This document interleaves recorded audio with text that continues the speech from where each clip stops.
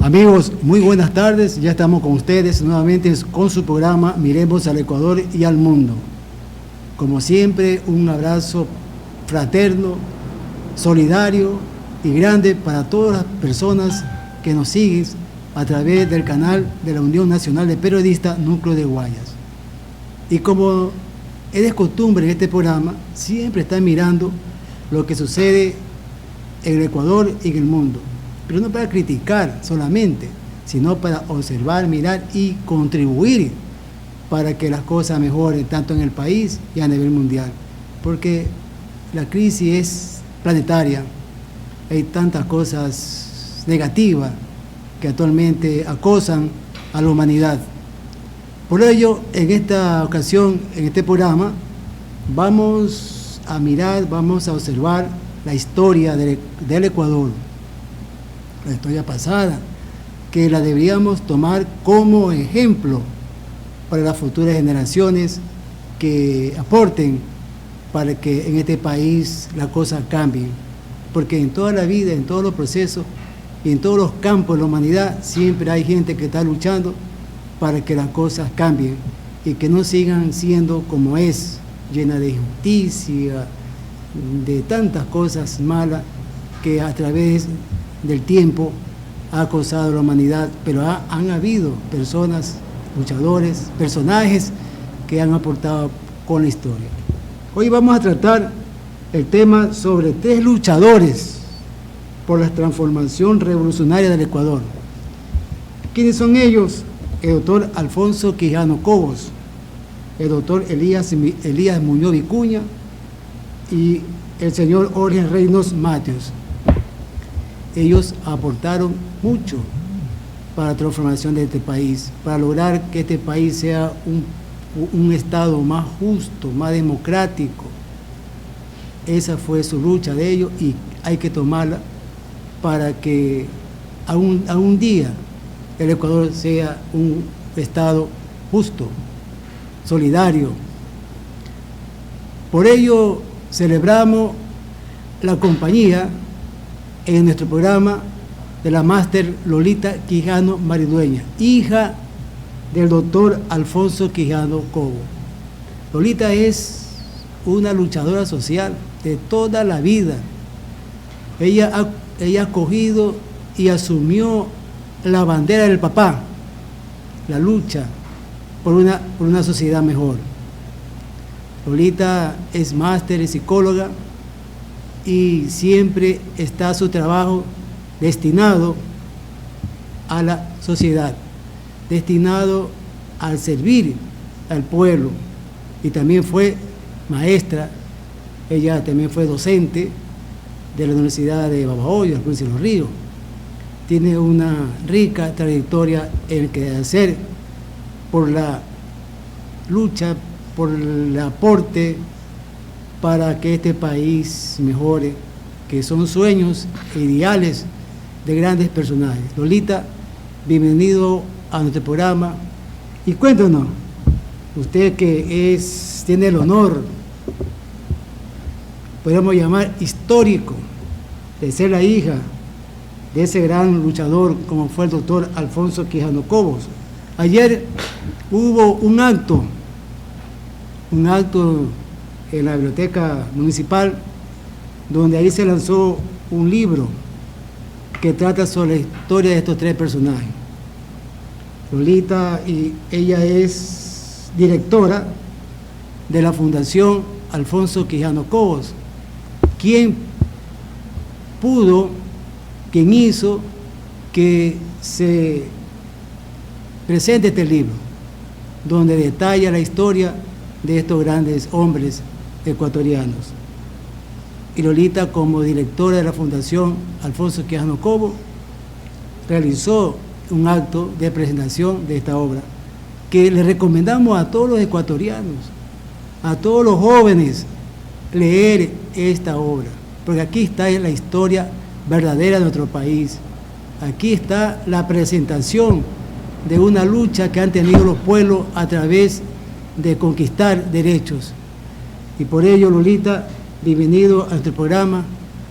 Y como decía, cuéntanos sobre la experiencia como usted, como luchadora y también como hija del doctor Alfonso Quijano Cobo, además que ella también fue amiga, compañera de don Elías Muñoz Vicuña y de Jorge Reynolds.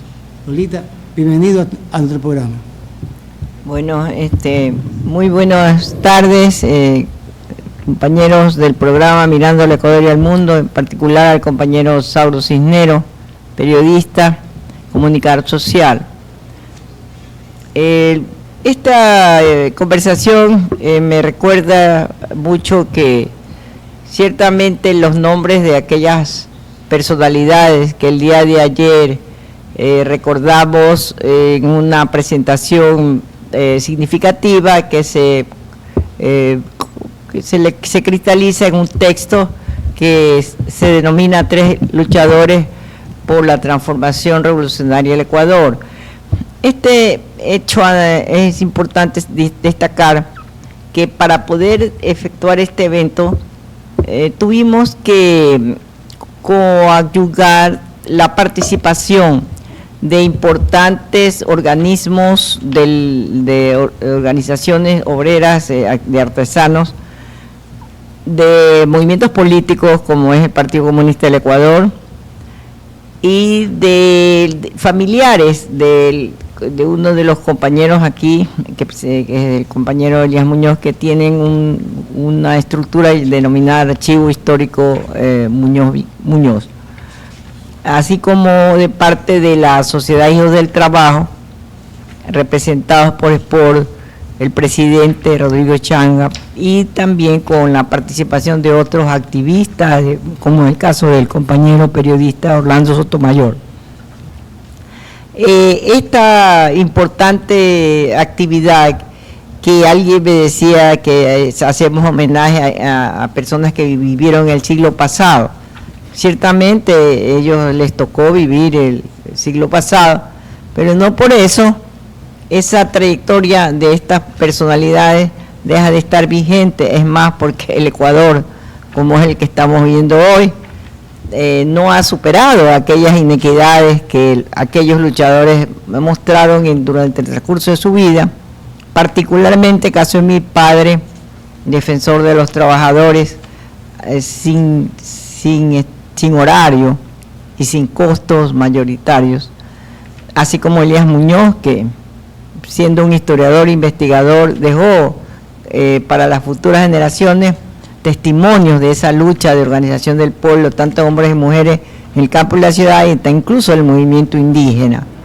Y el caso de Jorge Reynolds Matthews, bueno, él es una de las figuras destacadas de la izquierda ecuatoriana, porque su ejemplo sirvió para que muchas generaciones se identificaran con las luchas libertarias de los pueblos como el pueblo de Cuba, como la Revolución Socialista de Octubre, y por qué no, en el caso de Reynolds, que me parece que el libro recoge la lucha por los sectores barriales, especialmente yo diría que el norte de la ciudad de Guayaquil, donde está el Cerro del Carmen, debería haber un monumento a don Jorge Reynolds, porque Reynolds luchó incansablemente para que los moradores no fueran desalojados de sus lugares de vivienda.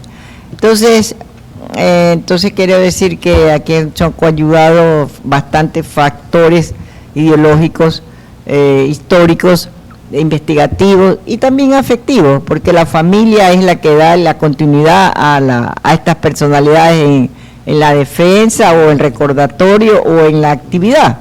Eso es lo que me anima a estar aquí en esta jornada del día de hoy. Lolita, además de su conocimiento que usted ha tenido a través de su trayectoria en el campo de la lucha social, ¿usted qué recuerda hechos o experiencias, anécdotas de su papá, el doctor Alfonso Quijano Cobo, también como de don Elías, de Jorge Reynolds, que usted lo conoció y lo trató a ellos, y usted era en ese entonces, una joven estudiante que ya tenía ese impulso en la lucha social. ¿Usted qué experiencia, qué escuela recoge de ellos?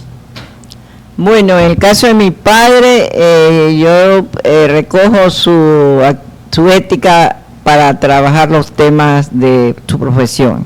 Es decir, él jamás se vendió porque muchas veces se dice que a los abogados no son coherentes o que hacen cosas, algunos, no todos, indebidas. El caso de mi padre es un ejemplo de eso, o sea, coherencia con lo que él pensaba. Y muchas veces, bueno, yo no recuerdo particularmente hechos como esto de Coña, pero un hermano menor mío que se llama Iván, que vive no en Guayaquil sino en Los Ríos, él me ha comentado que, y el mayor también, el médico, Alfredo, que mi papá cuando defendía a los trabajadores, o se organizaron los trabajadores bancarios, se formaron, porque la banca siempre ha buscado acumular, pero no distribuir. Entonces, los trabajadores los que están en servicio y que son eran empleados y son empleados, se organizan al calor de la organización de otros sindicatos y forman la Federación Organismos de Empleados, de Trabajadores de los bancos.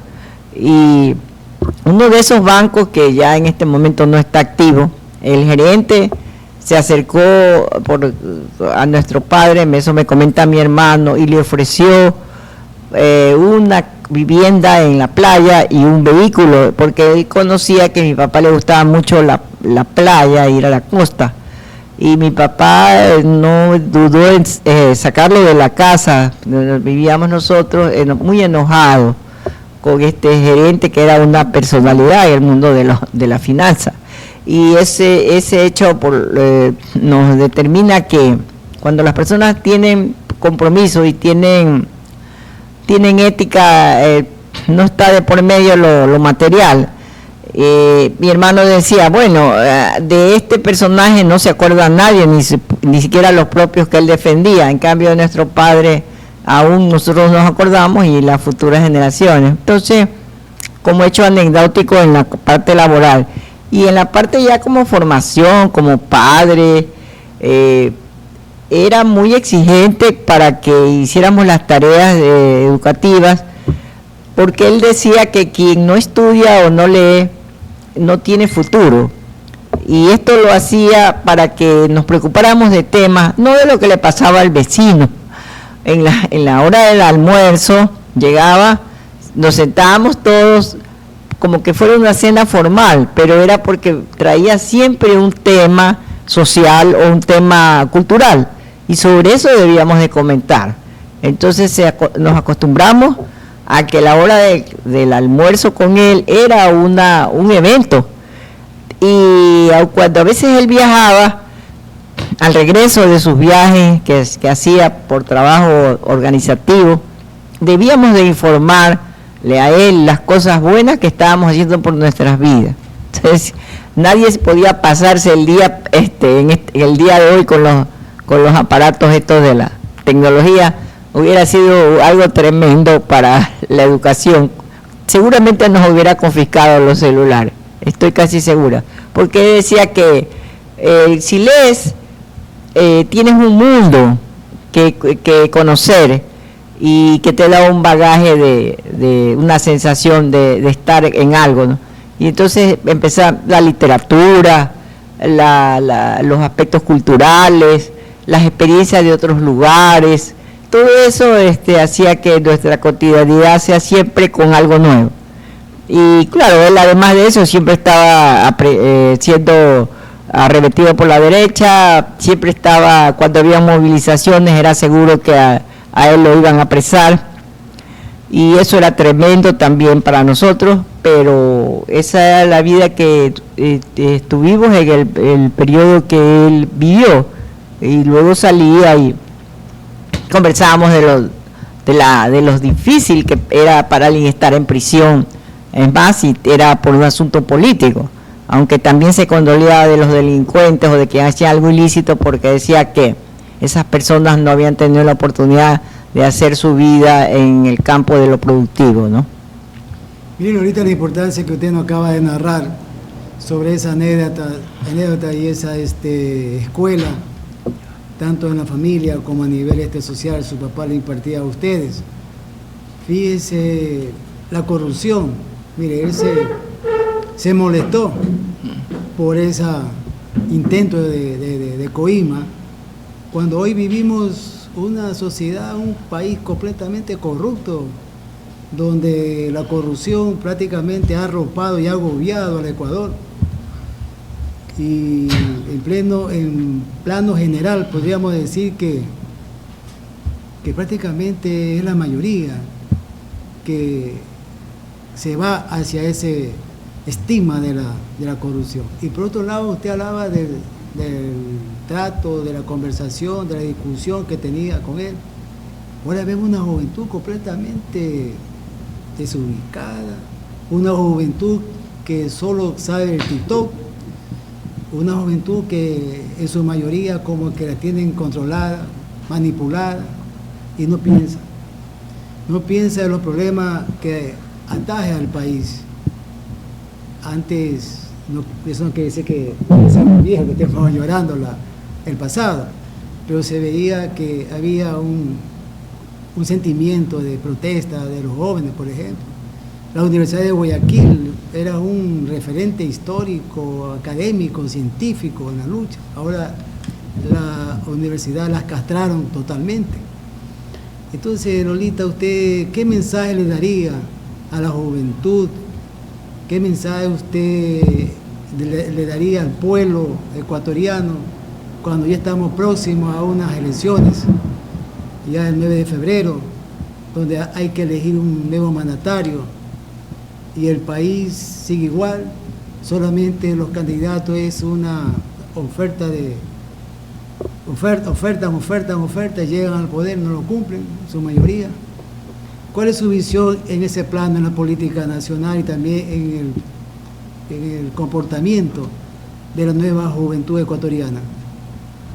Bueno, en primer lugar quiero destacar que los tiempos que vivimos son tiempos impuestos por la dominación de concepción neoliberal, lo cual ha causado que los gobiernos, los tres últimos gobiernos que hemos tenido los ecuatorianos, impulsaron con la cantaleta de que había que reducir el tamaño del Estado, porque eso es lo que causaba que no hubiera recursos. Empezaron a hacer cenar, a limitar o a disminuir lo que el Estado debería de cubrir, es decir, con los presupuestos de las instituciones del Estado que hacían labor de tipo social fueron recortados. Se eliminaron organismos importantes como el Ministerio de Justicia, que cumplía un papel. Se le quitó al MIES, al quitarle al Ministerio de Inclusión Social los recursos, se impidió que las madres fueran dejaran a sus niños en los centros infantiles, de tal manera que no hay en este momento cobertura ni para los niños ni para los ancianos, peor. Totalmente una irresponsabilidad en el papel que el Estado debe de cumplir en la sociedad. Y el caso de IES es otro ejemplo tremendo. Somos afiliados que hemos venido trabajando por más de 30, 40 años, pero cuando vamos a las citas o cuando vamos a sección de algunos profesionales que sí son bastante competentes en el IES, el problema es la falta de recursos, de insumos médicos, no hay las suficientes medicinas, y todo esto ¿cuál es el afán? De desprestigiar lo público para privatizarlo. Es decir, han surgido las aseguradoras privadas que tratan de reemplazar el papel del Estado. Eso está bien, que ellos cumplen su función, pero ¿por qué no fortalecer al IES mismo? O sea, estos gobiernos neoliberales achicaron al Estado, y no solamente eso, sino que la juventud está mucho más desvalida. El día de ayer observo una información del propio periódico Universo que dice que el 30% de los delitos que cometen los jóvenes son realizados por menores de edad. Imagínense, estamos prácticamente observando un mundo donde los jóvenes no tienen salida más que por el lado de lo ilícito. Y no que estoy justificando lo ilícito, sino que estoy diciendo que si existen gobiernos que como el que hasta ahora tenemos, no ha dado atención a este problema, ¿cómo podemos pensar que podemos continuar con lo mismo? En este momento, la salida a la ciudad de Guayaquil, salir a las playas, salir a cualquier lugar de la nación, es un riesgo para todos los ecuatorianos y ecuatorianas. Antes no pasaba eso, antes de los 3 gobiernos no pasaba eso. Si pasaba era en menor escala. O sea, estamos en una guerra interna que no la hemos creado los ecuatorianos, sino que la han consolidado los poderes que siguen las corrientes neoliberales, y por eso es que este trabajo de los 3 luchadores sociales nos llaman a la reflexión de lo que usted me señala que debería hacer la juventud. Una de las cosas importantes que quiero destacar es que a partir del desarrollo de una tecnología mal comprendida, lo cultural o la formación de temas de interés se han ido debilitando. Es más, no existe. Usted le pregunta a un estudiante, ¿qué pasó? ¿En dónde está ubicada la capital de la República? Casi no conoce. Si le habla de los líderes, de los que defendieron al país en la época de la lucha por la independencia, tampoco conocen. Peor el papel que cumplió Simón Bolívar. En el caso nuestro, más cercano, porque nosotros somos herederos también la izquierda de las luchas liberales. Y en esto quiero destacar el papel que jugó como historiador el doctor Elías Muñoz Vicuña, que el doctor honoris causa, quien él logró sistematizar esa lucha del liberal. Hay un librito que yo lo recomendaría, que a mí me gusta mucho y que lo tengo para consulta, porque da una idea de lo que es la identidad cuando existe una corriente que tiene sentido. Ese libro, que lo elaboró el compañero Elías Muñoz, se llama Los generales no corren. Digo que me gusta mucho porque allí está plasmada la vida de un dirigente y con el cual tengo parentesco, que es con Pedro J. Montero, que recién en el mes de enero se cumple también un año más de como fue asesinado Pedro J. Montero, que ayer que hablaba el compañero José Regato decía que la gente cree que la hoguera bárbara empezó en Quito. Él dijo que la hoguera bárbara empieza en Guayaquil con el asesinato de Pedro J. Montero.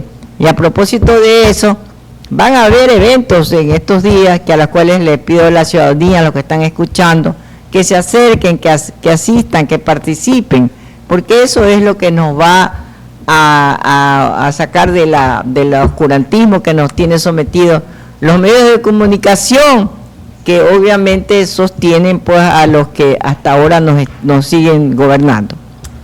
Lolita, ¿qué función cumple la Fundación Dr. Alfonso Quijano Cobos en el campo cultural, en el campo artístico, en el campo social, que realmente son centros o organizaciones que se requieren para ayudar a sacar adelante a la juventud, a la sociedad? Porque como usted lo ha manifestado, y así es, y todos estamos conscientes de eso, que aquí no hace falta mayor educación hacia el pueblo, de nuestra propia historia, porque tenemos a veces una amnesia histórica, una amnesia cultural, una amnesia política del pueblo, y por eso es que los políticos hacen y deshacen de él. ¿Qué es la función que cumple la Fundación Dr. Alfonso Quijano Cobos, Lolita? Bueno, en primer lugar, esta es una iniciativa que siempre me recuerda a uno de mis hijos menores, que me comprometió con el mayor de mis hijos a continuar este legado de su abuelo. y luego se fueron sumando mi familia, mis hermanos, mis sobrinas, y posteriormente sus exalumnos, entre los cuales quiero destacar pues el apoyo del abogado Héctor Barroso en la parte legal, ¿no?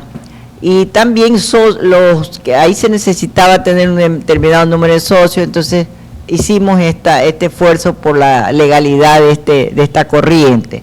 Al momento estamos en la búsqueda de establecer los mecanismos para el cambio de renovación de la directiva que tendremos que presentar al MIES en los próximos meses. Pero ¿cuál es el sentido de esta fundación? Es trabajar con los jóvenes, desarrollar iniciativas como estas, publicitar documentos. Estamos incluso pensando trabajar un programa de prevención del uso indebido de drogas.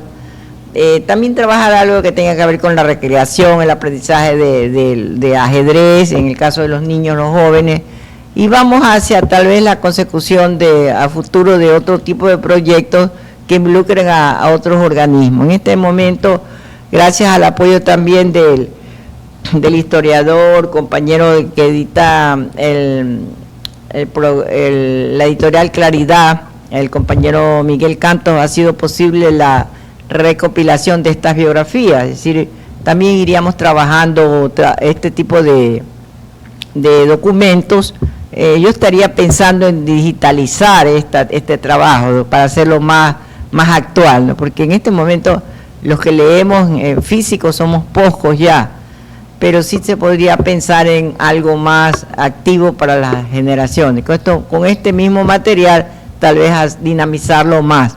Bueno, eso también tiene que ver costos y especialmente personal preparado en esta temática. No es imposible porque ya tenemos nosotros aquí buenos diseñadores, buenos programadores que nos podrían ayudar. Tengo unas sobrinas que viven fuera del país, también en Argentina, que también están más expertas en este tipo de temas. Bien, Lolita, agradecemos su compañía, su presencia en nuestro programa. Usted es una intelectual muy valiosa que con su conocimiento aporta para la sociedad ecuatoriana. Su palabra final, Lolita. Bueno, agradecer en primer lugar a la ONP por este programa Mirando al Ecuador y al Mundo. Creo que cubre un papel muy importante. Difundir tal vez mucho más la hora de programación del programa para difundirlo mucho más en las redes, y decirles que estamos abiertos a cualquier otra participación. Felizmente en este comité que se formó existen personas que están en la misma línea, en la misma corriente, a los cuales les podríamos trasladar cualquier inquietud que ustedes quisieran profundizar. Desde nuestra posición, pues agradecemos esta invitación a nombre de todos los que representamos estos tres grandes personajes y a nombre de los organismos que también son parte de esta lucha, ¿no? Gracias, Lolita, gracias, amigos seguidores. Será hasta la próxima semana que estaremos nuevamente con ustedes con el programa Miremos al Ecuador y al Mundo a través de la señal del canal de la Unión Nacional de Periodistas Núcleo de Guayas. Un abrazo.